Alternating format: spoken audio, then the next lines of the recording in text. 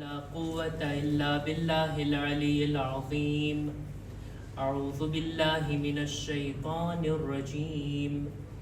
بسم الله الرحمن الرحيم. الحمد لله الذي جعل الحمد مفتاحا لذكره وسببا للمزيد من فضله ودليلا على آلائه وعظمته.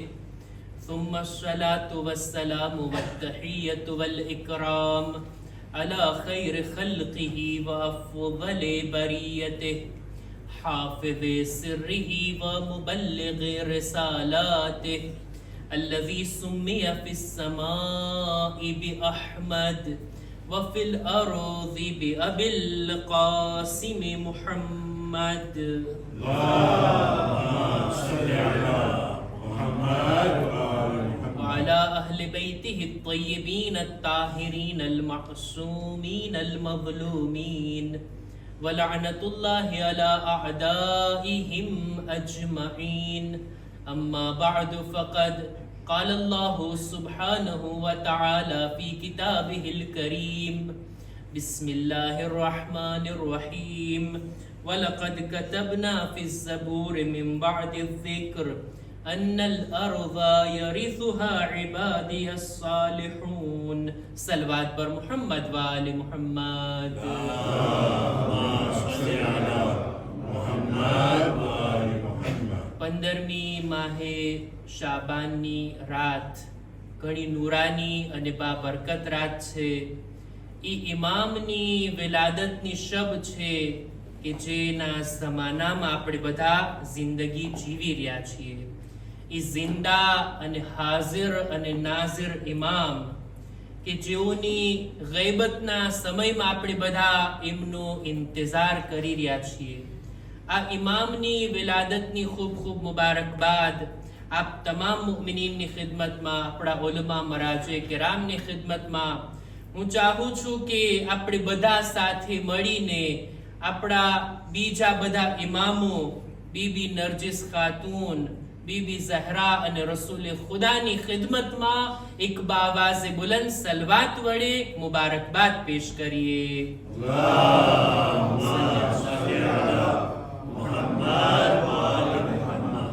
હજી બહેતર તરીકાથી સલવાત પડી શકાય, પણ તમે અમાલ કરીને મન લાગે છે થાકી ગયા હશો, એમ છતાંય જો બેદારીની સાથે સાંભળશો તો ઇન્શાઅલ્લાહ આપણે આ જશ્નને આબાદ રીતે મનાવી શકીએ. એક બહેતર તરીકાથી જીવતી જાગતી બાવાઝે બુલંદ સલવાત.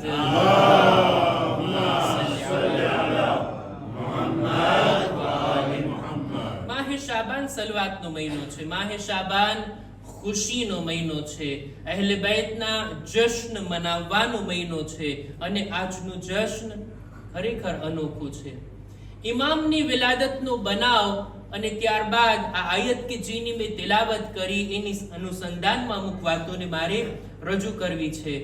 ઇમામની વિલાદત થઈ 15મી શાબાન હિજરી સન 255 હિજરી અને સામરાની અંદર જ્યારે આપણા 11મા ઇમામ ત્યાં હતા, આપણા 9મા ઇમામની દીકરી બીબી હકીમા ખાતુન એટલે આપણા 11મા ઇમામના ફૂફી થાય, પોતે બયાન કરે છે. આ રિવાયત એમનાથી આવી છે. પોતે બયાન કરે છે કે છે 15મી શાબાનની શબના હું ઇફતાર માટે દાવત હતી 11મા ઇમામના ઘરે.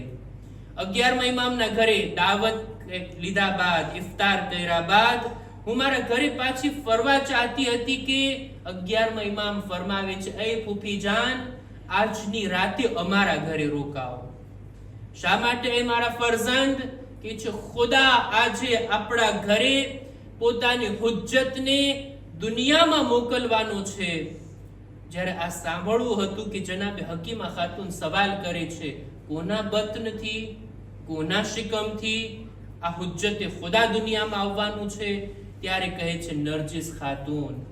બીબી નરજિસ ખાતુનના જરિયાથી ખુદાની આખરી હુજ્જત આજની રાતમાં, આજની શબમાં દુનિયામાં આવશે. જનાબે હકીમા ખાતુન કહે છે, મને તો હમલના કોઈ આસાર દેખાતા નથી. મને નથી લાગતું કે આમના જરિયાથી આજે બાળકનો જન્મ થાય. ત્યારે ઇમામ કહે છે આ ખુદાની મસલહત છે, આ ખુદાની હિકમત છે કે પોતાના વલી, પોતાની આખરી હુજ્જતના હમલને પણ ખુદાએ ગૈબતમાં રાખ્યું છે. જનાબે હકીમા ખાતુન રોકાય છે કે રાતમાં અડધી રાત જ્યારે પસાર થઈ, નમાઝે શબ માટે કે છે હું બેદાર થઈ. મેં જોયું જનાબે નરજિસ ખાતુન પણ બેદાર થયા છે, ઈ પણ નમાઝે શબ પડી રહ્યા છે. નમાઝે શબ બાદ કે છે હું ફરી પાછી બિસ્તર પર ગઈ કે આરામ કરો, પણ સૂઈ ના શકી. ફરી પાછા આવે છે જનાબે નરજિસ ખાતુન પાસે, જુએ છે કે તેણી પણ ઇબાદતમાં મશગુલ છે. બીબી નરજિસ ખાતુન કહે છે મેં તિલાવત શરૂ કરી, મેં કુરાન મજીદની તિલાવત પડી. રાતનો સમય પસાર થતો ગયો, ઘણો સમય નીકળી ગયો. મારા દિલમાં સવાલ ઉભો થયો કે આજની રાતમાં નરજિસ ખાતુનના બતનથી એક બાળકનો જન્મ થશે. ઇમામે કીધું હતું પણ હજી કઈ આસાર નથી. ત્યારે 11માં ઇમામ પડદાની પાછળથી કહે છે એ અમ્મતે લા તઅજ્જલી, એ મારા ફૂફી જાન ઉતાવળ ના કરો, ખુદાનો અમર નજદીક છે, ખુદાનો વાયદો હમણાં પૂરો થવા વાળો છે. જનાબે હકીમા ખાતુન કહે છે હવે હું ઇંતજાર કરી રહી હતી. કેવો ઇંતજાર હશે, આપણે બધા અત્યારે ઇંતજાર કરીએ ને. બીબી હકીમા ખાતુનનો ઇંતજાર એમના દિલથી કોઈ પૂછે જોઈ, ઈ તો ઇમામની વિલાદતનો ઇંતજાર કરી રહ્યા છે. બિલકુલ કરીબ છે જનાબે નરજિસ ખાતુનની. એવામાં જ સુબહના સમયે, શબે જુમા હતી, ફજરના સમયે બીબી નરજિસ ખાતુનને એક એવો એમની હાલત બદલવા લાગી, એક એવો પડદો નૂરનો એમની આજુબાજુમાં આવી ગયો કે જનાબે હકીમા ખાતુન દૂર ચાલ્યા ગયા. 11માં ઇમામ કહે છે એ હકીમા ખાતુન, એ ફૂફી તમે જાઓ નરજિસ ખાતુન પાસે અને એની મુશ્કેલ આસાન થાય ઈ માટે એની બાજુમાં ઉભા રહીને ઇન્ના અંઝલનાની તિલાવત કરો. જનાબે હકીમા ખાતુન જનાબે નરજિસ ખાતુનની બાજુમાં આવ્યા, ઇન્ના અંઝલના પડવા લાગ્યા. બીબી કહે છે મને એવું મહેસૂસ થતું હતું કે મારી સાથે સાથે જનાબે નરજિસ ખાતુનના બતનમાં રહેલો બાળક પણ ઇન્ના અંઝલનાની તિલાવત કરે છે. એવો નૂરનો પડદો મારી દરમિયાન આવી ગયો અને થોડી વારમાં મેં જોયું કે એક બાળક જમીન પર આવે છે, સજદામાં જાય છે અને તાહિર અને પાકો પાકીઝા મેં એમને ઉઠાવી લીધા અને લઈને હું 11માં ઇમામની ખિદમતમાં ગઈ. 11માં ઇમામ જ્યારે હાથમાં લીધા, ઇમામ એની સામે જોઈને કહે છે તકલ્લમ યા વલદી, એ મારા ફરઝંદ તમે કલામ કરો. ત્યારે ગવાહી આપે છે, કલમો પડે છે અશહદુ અલ્લા ઇલાહા ઇલ્લલ્લાહ વ અશહદુ અન્ના મુહમ્મદર રસૂલુલ્લાહ.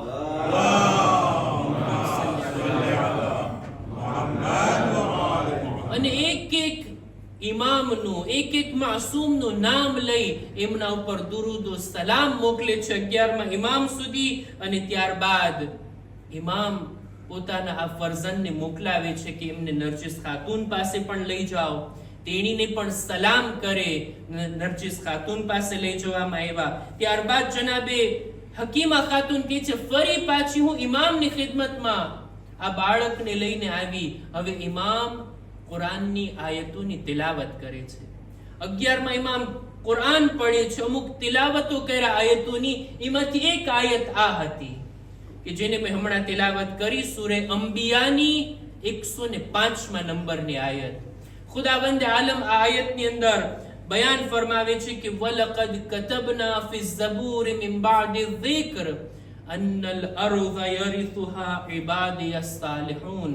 11માં ઇમામ આ આયતને ઇમામે ઝમાનાને હાથમાં લઈ, પોતાની આગોશમાં લઈ અને તિલાવત કર્યા. શું મતલબ છે આયતનો? શું ફરમાવે છે ખુદાવંદ આલમ આ આયતની અંદર? ખુદા કહે છે કે અમોએ તૌરેત બાદ ઝબૂરમાં પણ આ વાત લખી નાખી કે અમારી જમીનના વારિસ અમારા નેક અને સાલેહ બંદા હશે. આ આયતની તફસીરમાં જ્યારે આપણે જોઈએ તો આપણા 5મા ઇમામ ઇમામે મુહમ્મદ બાકિર અલૈહિસ્સલામ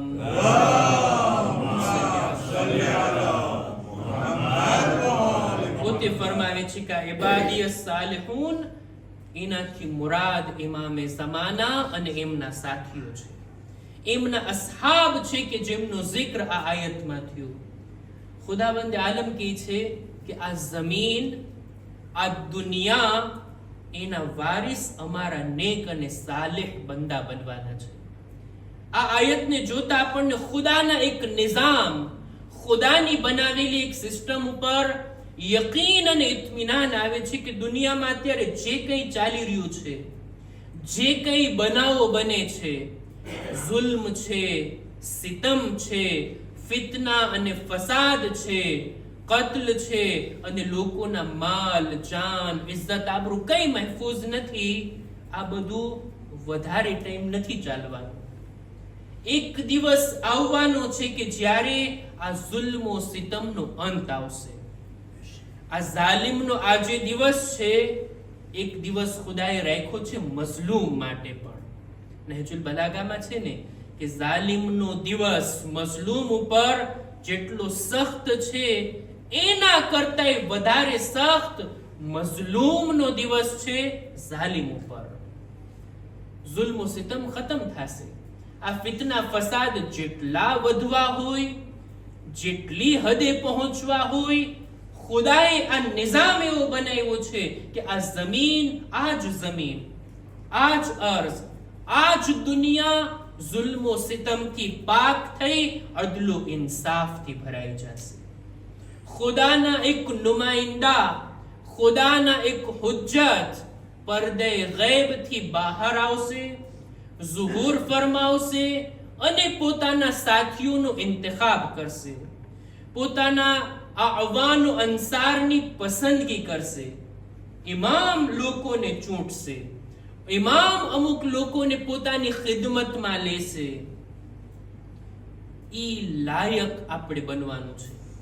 વાત ઈ છે, મુદ્દાની વાત ઈ છે કે આ દુનિયાનો અંત જ્યારે કરીબ હશે ને, કયામતની પહેલા આ બનાવ બનવાનો છે કે ઇમામ ઝુહૂર ફરમાવશે અને પોતાના અસહાબની પસંદગી કરશે.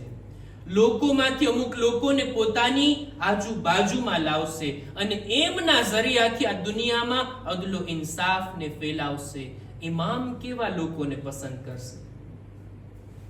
આપણે કેવા લોકોને પસંદ કરીએ છીએ? આપણાથી ભૂલ થાય, ખતા થાય, પણ ઇમામ જો કોઈને પસંદ કરવા માટે આવી જાય તો જે તેનો ઇંતખાબ નહીં કરે, ઇમામ મુસ્લિમ ઇબ્ને અકીલ જેવાને પસંદ કરશે, ઇમામ માલિકે અશ્તર, મીસમે તમ્માર, બુઝરો સલમાન જેવા લોકોની પસંદગી કરશે. એમને પોતાની આજુબાજુમાં બોલાવશે, એમનાથી ઇમામ ખિદમત લેશે. એ કાશ આપણી જિંદગી આ મકસદ તરફ આગળ વધવામાં પસાર થાય. હું એવો લાયક બનું કે ઇમામની ખિદમતમાં હું હાજર તો થઈ શકું. ઇમામ મારાથી કઈ ખિદમત લે, એનાથી મોટો શરફ શું હોય? ઇમામ હુજ્જતે ખુદાને કામ આવી શકું, એનાથી બહેતર દરજ્જો આપણા માટે શું હોઈ શકે? એના તરફ આપણે આગળ વધવાનું છે.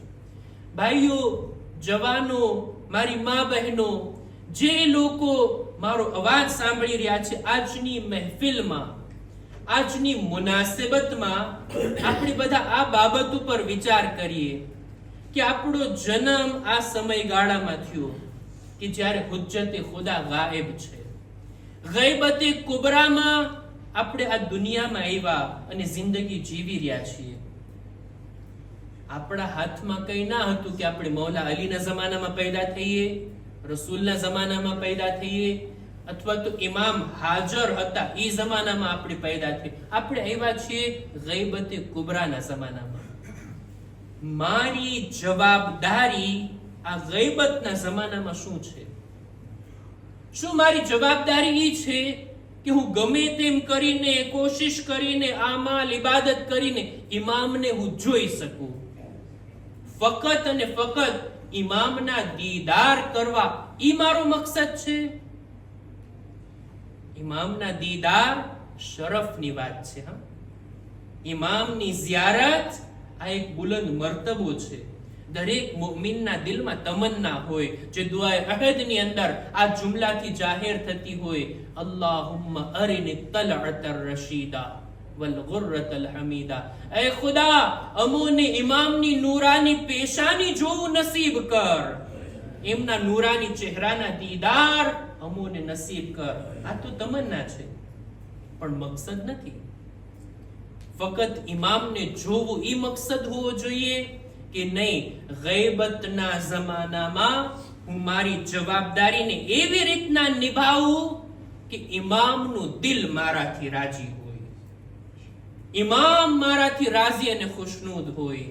હતા ઇમામના જમાનામાં, આપણા બીજા બધા ઇમામોના જમાનામાં હતા એવા ચાહવા વાળા, હતા ઇમામના એવા મુહિબ કે ઇમામની ખિદમતમાં ના જઈ શક્યા, ઇમામને ના જોઈ શક્યા, પણ ઇમામ એમનાથી રાજી હતા. ઇમામનું દિલ એમના આમાલ, એમના કિરદારથી સંતોષકારક હતું. આપણે એવા બનવાનું છે. હું બે ચાર વાતોને બયાન કરવા માંગુ છું કે ગૈબતના જમાનામાં મારી શું જવાબદારી બને છે. આ એક એવો મોટો મૌઝુ છે કે આપણા ઉલમાએ કિતાબો લખી છે આના ઉપર. હજારો પાનાઓ લખ્યા છે હદીસ અને આયતોની રોશનીમાં કે ગૈબતના જમાનામાં મારે શું કરવાનું, મારી જવાબદારી શું છે. જો હું મારી જવાબદારીને અંજામ આપી દઉં તો પછી મારા માટે ઇમામ ગાયબ હોય કે જાહેર હોય, મારી કામયાબી નક્કી છે.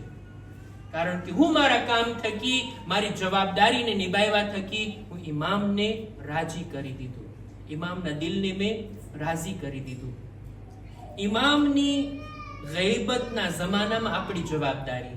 સૌથી પહેલી વાત, બે ચાર વાતોને બયાન કરું છું, વધારે વિગતવાર બયાન નહીં કરીશ, સમયનો અંદાજો મને પણ છે અને મારા જ સમયની અંદર હું ટૂંકમાં ઇન્શાઅલ્લાહ વાતને પૂરી કરીશ.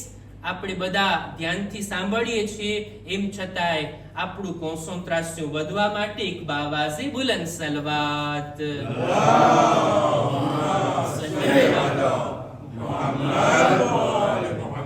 ઇમામની ગૈબતના જમાનામાં મારી પહેલી જવાબદારી ઈ છે કે મારે ઇમામની મારિફત હાસિલ કરવાની છે, મારે ઇમામને ઓળખવાના છે.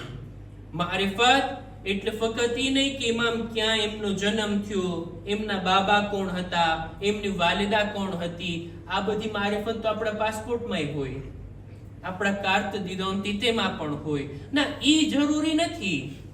ઈ તો આપણને આવડતું હોય, આપણને ખબર હોય. મારિફત એક અલગ મકામ છે. ઇમામને એવી રીતના ઓળખવા જેવી રીતના ખુદાએ આપણને ઓળખવાનો હુકમ આપ્યો છે. ઇમામનો ખુદાએ એક મર્તબો રાખ્યો છે, એક મકામ, એક દરજ્જો રાખ્યો છે. એ દરજાને આપણે ઓળખીએ કે ઇમામ છે કોણ. ઇમામ માસૂમ છે, ઇમામ ખુદા તરફથી ઇલ્મ લઈને આવે છે, ઇમામ ઇલ્મે ગૈબ રાખે છે, ઇમામ મુસ્તજાબુદ દાવા હોય છે, ઇમામ અલ્લાહથી સૌથી વધારે નજદીક હોય. ખુદા પોતાનો લુત્ફો, કરમ, ફૈઝ ઇમામના ઝરિયાથી આપણને પહોંચાડે છે. ખુદાએ પોતાની હિદાયત એમના ઝરિયાથી આપણને આપી છે. આપણી દુઆઓ, હાજતો એમના તવસ્સુલથી ખુદા સુધી પહોંચે છે. આ રીતના યકીનની સાથે દિલમાં માનવું ને એને કહેવાય મારિફત. નહીતર ઇમામનું જશ્ન તો મનાવતા હોય, ઇમામનો ગમ પણ મનાવતા હોય, ઇમામની યાદ પણ મનાવતા હોઈએ, પણ ઇમામના ફઝાઇલ, ઇમામના મનાકિબ ઉપર આપણને દિલમાં યકીન ના હોય તો જાણી લેવું મારિફતમાં કમી છે. જનાબે ઈસાના જમાનામાં અમુક લોકો એવા નેક પરહેઝગાર હતા કે મશહૂર હતા મુસ્તજાબુદ દાવા. એમની દુઆ કબૂલ થતી. જે કંઈ દુઆ કરતા પોતાના હકમાં યા બીજાના હકમાં એમની દુઆ કબૂલ થતી. આ લોકો મશહૂર જ હતા. એ માટે લોકો આવતા દુઆ કરાવવા માટે. તમે દુઆ કરી દો અને શફા મળી જાય, દુઆ કરી દો આ મુશ્કેલી હલ થાય. એ લોકો દુઆ કરતા, દુઆ કબૂલ પણ થતી. કેવા નેક લોકો હશે, કેવા પરહેઝગાર હશે, અને કે મુસ્તજાબુદ દાવા કે એમને દુઆઓ કબૂલ થતી. એક સમય એવો આવ્યો કે એમની દુઆ કબૂલ થવાનું બંધ થઈ ગયું. દુઆ કરે છે પણ કબૂલ નથી થતી. આવે છે જનાબી ઈસા પાસે, એ નબી ખુદા, એ રૂહુલ્લાહ, અમે દુઆ કરતા, મારી દુઆ કબૂલ થતી, પણ હવે અમારી દુઆ કબૂલ નથી થતી. તમે ખુદા પાસે મુનાજાત કરો છો, દુઆ કરો છો, સવાલ તો કરો ખુદાથી, શું કારણ છે મારી દુઆ કબૂલ નથી થતી? એટલે જનાબે ઈસાએ ખુદા સાથે વાત કરી, દુઆ કરી, ત્યાંથી જવાબ પણ આવ્યો. આ લોકોની પાસે આવે છે, આ લોકોએ સવાલ કર્યો ખુદાથી, સવાલ કર્યા, તમે પૂછ્યા શા માટે અમારી દુઆ કબૂલ નથી થતી? જનાબે ઈસા કહે છે, હા હું પૂછ્યો, જવાબ પણ ત્યાંથી આવ્યો છે. તમને જો જવાબ કહું તો નારાજ તો નહીં થાશો ને? આ લોકો કહે છે, ના, ક્યાંથી નારાજ થઈએ? અત્યારે મારા શબ્દોમાં કહું તો અમારો કામ ધંધો બંધ થઈ ગયો છે. લોકો દુઆ કરાવવા પહેલા આવતા, હવે અમારી દુકાન બંધ થઈ ગઈ છે. હવે અમારો દુઆ કરવાનો સિલસિલો બંધ થઈ ગયો. લોકો આવતા નથી દુઆ કરાવવા. અમારે જાણવું છે કે શું કારણ છે મારી દુઆ કબૂલ નથી થતી. તમે કારણ કહો, મેં નારાજ નહીં થાશું. જનાબે ઈસા કહે છે, ખુદાએ જવાબમાં કીધું છે, તમારી દુઆ ઈ માટે કબૂલ નથી થતી કે તમે જનાબે ઈસાની નુબુવત ઉપર શક રાખો છો. તમારા દિલમાં યકીન નથી. મારી નુબુવતમાં તમને શક છે. આ લોકો સર ઝુકાવીને કહે છે, હા નબી ખુદા, પહેલા તમે જ્યારે તબલીગ નહોતા કરતા ત્યારે અમને લાગતું હતું કદાચ નબી હશે. તમે જ્યારે તબલીગની શરૂઆત કર્યા ને, અમારા દિલમાં શક આવવા લાગ્યો કે આ સાચું બોલે છે કે સાચા નથી. નબી કહે છે, આ શક છે ને, ઈ તમારી દુઆને અટકાવે છે.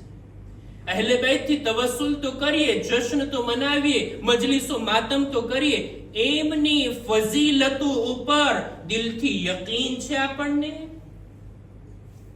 એમના મોજિઝા તરફ, એમની દુઆઓ તરફ, એમના મકામ અને મંઝિલત તરફ, ઇમામની ગૈબત ઉપર, ઇમામના ફઝલો કરમ ઉપર શું આપણને શક છે? જો શક હોય, યકીન અને ઇત્મીનાન ના હોય ને, તો આ મારિફતની કમી કહેવાય. મારિફતને વધારવી જોઈએ. ફરક છે આમ ઇન્સાનોમાં અને હુજ્જતે ખુદાની અંદર. એમની મારિફત એમને એમ નથી કે ઇમામોએ તાલીમ આપી છે કે હંમેશા આ દુઆ કરતા રહો, ખાસ કરીને ગૈબતના મોકા ઉપર, કે અલ્લાહુમ્મા આરિફની નફસક ફઇન્નકા ઇન લમ તુઆરિફની નફસક લમ આરિફ. રસૂલનો તર્જુમો કરું જોઈએ, એ ખુદા, તો અમોને તારી મારિફત અતા કર. જો તારી મારિફત નહીં હોય ને, તો અમે તારા રસૂલને નહીં ઓળખી શકશું. ખુદા, તારા રસૂલની મારિફત અતા કર. જો એમની મારિફત નહીં હોય ને, તો હુજ્જતે ખુદાને નહીં ઓળખી શકશું. એ ખુદા, હુજ્જતે ખુદાની મારિફત અતા કર. જો એમને નહીં ઓળખશું ને, તો અમે અમારા દીનથી ગુમરાહ થઈ જાશું. પહેલી જવાબદારી, હું મારી મારિફતને વધારું. અલગ અલગ તરીકા છે. આ મોઝુમાં હું દાખલ નથી થવા માંગતો કે કેવી રીતના ઇન્સાન મારિફતને વધારે. બહરહાલ અહેલે બેતની મારિફત પોતાના ઊંચા લેવલ સુધી લઈ જાય. આ પહેલી જવાબદારી. બીજું, ઇમામની મોહબ્બતને આપણે દિલમાં વસાવીએ. ઇમામની મોહબ્બત આપણા દિલમાં જો હોય, એને ડેવલપ કરીએ, વધારીએ. આ મોહબ્બતનું ઇઝહાર પણ કરીએ. હું દિલમાં ને દિલમાં 15મી શાબાને રાજી થતો રહું, આટલું કાફી નથી. એ મોહબ્બતનો ઇઝહાર પણ કરવાનો છે. ઇઝહાર એક રીતે આપણા કપડાથી થાય. માશાઅલ્લાહ, શોભિતા કપડા પહેરીને આવ્યા છો. એક દિવસ આ શણગારથી અને લાઇટિંગથી થાય કે લાગે આજે જશ્ન છે. અને બીજું, તમારા ચહેરા પરથી લાગે એક મુસ્કુરાહટ કે આજે ખુશી મનાવવાની તારીખ છે. અને જબાન પર સલવાત હોય તો પછી તો જશ્નનો હક અદા થઈ જાય છે. બાવાઝે બુલંદ સલવાત.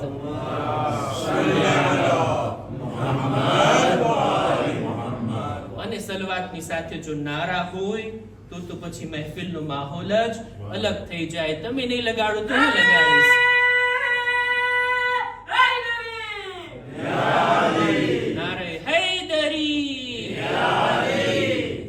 ઇમામની મોહબ્બતને દિલમાં રાખે, એને વધારે, એને ઇઝહાર કરે, જાહેર કરે કે આજે વિલાદતની તારીખ છે. આટલું જ નહીં, મોહબ્બતને ફક્ત ઇઝહાર ના કરે.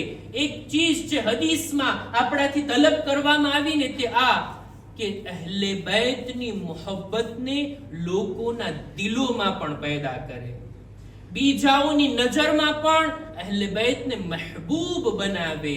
આ પણ આપણી જવાબદારી છે. હું અહલે બૈતથી મોહબ્બત કરું છું, હું મારા બાલ બચ્ચાઓને પણ એવા બનાવું કે તેઓ પણ અહલે બૈતથી મોહબ્બત કરવા લાગે. કૌમના લોકોને પણ અહલે બૈતની મોહબ્બત તરફ લઈ જાઓ. એમના ફઝાઇલ પડીને, એમના કમાલાત પડીને, એમના નામ પર લોકોની દરમિયાન ખર્ચો કરીને હું અહલે બૈતના નામને બુલંદ કરું અને એમના નામથી લોકોને આશના કરું અને એમના નામથી લોકોને એવી રીતના પ્રચાર કરું કે લોકોના દિલોમાં એમની મોહબ્બત પેદા થાય. આ પણ મારી એક જવાબદારી. અહલે બૈત અલૈહિસ્સલામની મોહબ્બત લોકોના દિલોમાં પેદા કરવી આ આપણાથી તલબ કરવામાં આવ્યું. જેવી રીતના એમના દુશ્મનો ચાહતા હતા ને કે લોકોના દિલોથી અહલે બૈતની મોહબ્બતને કાઢી નાખે. તમે જુઓ, મુઆવિયાના જમાનામાં મૌલા અલીની મોહબ્બતને લોકોના દિલમાં દાખલ ન થવા દેવા માટે કેવા કેવા પ્લાન બનાવવામાં આવતા. નાના બાળકોને રમકડા આપવામાં આવતા અને એક દિવસ રાતના એમની પાસેથી આ રમકડાને ઉઠાવી લેવામાં આવતું. બાળક છે ને સવારના ઉઠશે ને રમકડાની યાદ આવશે, કોણ લઈ ગયું, ક્યાં ગયું મારું આ રમકડું? ત્યારે એને કહેવામાં આવે કે અલી લઈ ગયા છે. બાળકના દિલમાં શું ઇમેજ, શું વિચાર, શું ખ્યાલાત પેદા થશે? બાળપણથી મૌલા અલીની દુશ્મની આ રીતના લોકોના દિલમાં નાખવામાં આવી. એના મુકાબલામાં હવે આપણી જવાબદારી નથી કે આપણે આપણા દિલોમાં મૌલા અલીની મોહબ્બતના બીજને ઉગાડીએ, મૌલા અલીની મોહબ્બતને લોકોના દિલોમાં પેદા કરીએ. હા, છે, ઘણા તરીકા છે અહલે બૈતની મોહબ્બતને લોકોના દિલોમાં પેદા કરવાના. લોકોના દિલોની અંદર આ મોહબ્બત દાખલ થાય. ઘણા બધા તરીકા. ઇમામના નામ ઉપર કઈ ને કઈ આપણે અંજામ આપીએ અને કઈ ને કઈ કરતા રહીએ. આ આપણી જવાબદારી છે અહલે બૈતના પ્રત્યે. એક જવાબદારી કે બસ જેને બયાન કરીને હું વાતને પૂરી કરું કે અહલે બૈતની મોહબ્બતની સાથોસાથ અમલના દામનને પણ આપણે ના છોડીએ. અહલે બૈતની મોહબ્બત આપણને અમલથી દૂર ના કરે, દીનદારીથી દૂર ના કરે. એમ ના વિચારીએ કે અહલે બૈતની ફઝીલત આપણે બયાન કરીએ, અહલે બૈતની મોહબ્બત છે તો પછી હવે નમાઝ પડવાની જરૂર નથી. ના, વાજિબાત, હરામથી બચવું, દીનદાર બનવું, આ આપણી જવાબદારી છે. મોહબ્બતની સાથે અમલ પણ. આ અમલ ઉપર કાયમ રહેવું આ ગૈબતના જમાનામાં ઘણું વધારે જરૂરી છે. એટલે જ જ્યાં જ્યાં આપણને અહલે બૈતની હદીસો મળે છે, ઇમામની ગૈબતના સિલસિલામાં આપણને દેખાઈ આવે કે માસુમીનને એક વ્યાધિ હતી, એક ફિકર હતી લોકોના દીન પ્રત્યે, કે ગૈબતના જમાનામાં એવું ના બને લોકો દીનદારીથી હટી જાય, દીનના રસ્તાથી દૂર થઈ જાય. સૌથી મુશ્કેલ કામ આખરી જમાનામાં દીન ઉપર બાકી રહેવું ઈ છે. હદીસમાં દાખલા આપવામાં આવ્યા, મિસાલો આપવામાં આવી. સળગતો અંગારો જાણે એમ કે હાથમાં ઉઠાવવો એટલું મુશ્કેલ છે આખરી જમાનામાં દીન ઉપર બાકી રહેવું. લોકો ઘરેથી નીકળશે ત્યારે દિલ ઈમાનથી ભરેલું હશે, પણ ઘરે પાછા ફરશે ત્યારે દીન અને ઈમાનથી આ દિલ ખાલી હશે. સવારના જો દીનદાર છે તો સાંજના દીનથી દૂર હશે. આખરી જમાનો આવો છે. આખરી જમાનામાં દીન ઉપર ચાલવું, દીન ઉપર બાકી રહેવું એ આપણી જવાબદારી છે. દીનના બારામાં ઘણી બધી વાતો બયાન થઈ શકે. હું અહીંયા એક જુમલો કહીને મારી વાતને પૂરી કરું અને તે આ કે દીન, અલ્લાહનો આ ધર્મ, અલ્લાહનો આ બયાન કરેલો દીન, આ મઝહબ મારી જિંદગી એના મુતાબિક ચાલવી જોઈએ કે પછી દીનને હું મારી જિંદગીમાં ગોઠવું? દીન ઉપર હું અમલ કરું કે ના મારી રીતના હું જિંદગી જીવું? મને જ્યાં સરખાઈ આવે ત્યાં હું દીનને ફિટ કરી દઉં. કઈ રીતના આપણે અમલ કરવાનો છે? વાત વાઝેહ છે, બધા લોકો જાણે છે, સમજદારને ઈશારો કાફી છે. ઇમામની ગૈબતના જમાનામાં આપણી અમુક જવાબદારીઓ અને તે આ કે આપણે આપણા દિલની અંદર ઈમાનને કાયમ રાખીએ, મોહબ્બતને પેદા કરીએ, આ મોહબ્બતને વધારે કરીએ, બીજાઓના દિલમાં પણ મોહબ્બતને આપણે પેદા કરીએ, ઇમામની મારિફત હાસિલ કરીએ, બા અમલ બનીએ અને દીનદાર બનીએ. અને હજી એક છેલ્લી વાત અને તે આ કે ઇમામ સાથે આપણો કઈ સંબંધ રાખીએ. એવું નથી કે ઇમામનો અને આપણો કોઈ રિશ્તો ના હોય, નહીં, સંબંધ બાંધી શકાય. ઓછામાં ઓછો સલામનો રિશ્તો. હર રોજ ઇમામને એક સલામ તો કરીએ, હર રોજ ઇમામના હકમાં દુઆ તો કરીએ, હર રોજ આપણા ઇમામને આપણે યાદ તો કરીએ. આપણે આપણી દુઆમાં ઇમામને યાદ કરશું, ઇમામ એમની દુઆમાં આપણને યાદ કરશે. ઇમામ સાથે એક સંપર્ક. દર જુમ્માને આપણે ઇમામની એક ઝિયારત તો પડીએ કે ઇમામનો દિવસ છે, ઇમામથી મનસૂબ દિવસ છે, એક ઝિયારત તો પડીએ. આ ઇમામ સાથે એક સંબંધ અને એક ઇર્તિબાત રાખીએ. એવું નથી કે ઇમામ ઝુહુર ફરમાવશે ત્યારે એમનું કામ શરૂ થશે, નહીં. ઇમામ અત્યારે મોજૂદ છે, ઇમામ હાજર છે, જાહેર નથી. ઝુહુર પછી ફરમાવશે પણ ઇમામ હાજર છે, ઇમામ મોજૂદ છે. દર હજની અંદર, ઝિયારતની અંદર ઇમામ તશરીફ લાવે છે. ત્યાં સુધી આપણે જ્યારે દુઆ કરીએ ને ત્યારે ઇમામ આમીન કહે છે. આપણે જ્યારે બીમાર પડીએ, આપણે મુશ્કેલમાં હોઈએ, આપણું દિલ દુખાય ત્યારે ઇમામ પણ નારાજ અને ગમગીન હોય છે. જ્યારે આપણે નેક અમલ કરીએ છીએ, આપણે સારા કામો કરીએ છીએ અને આપણા નામે આમાલ ઇમામની ખિદમતમાં જાય છે ત્યારે ઇમામ એને જોઈને રાજી થાય છે અને આપણને દુઆઓ આપે છે. અંતમાં આપણે ઇમામની સલામતીની દુઆ કરીને, ઇમામ જો સલામત છે તો કાયનાત સલામત છે, ઇમામ સલામત છે તો આપણે બધા સલામત છીએ. એમની સલામતીની દુઆ સાથે મળીને અલ્લાહુમ્મા કુલ્લી વલીક પડીએ અને આપણે આ મહેફિલને પૂરી કરીએ. બિસ્મિલ્લાહિર રહમાનિર રહીમ.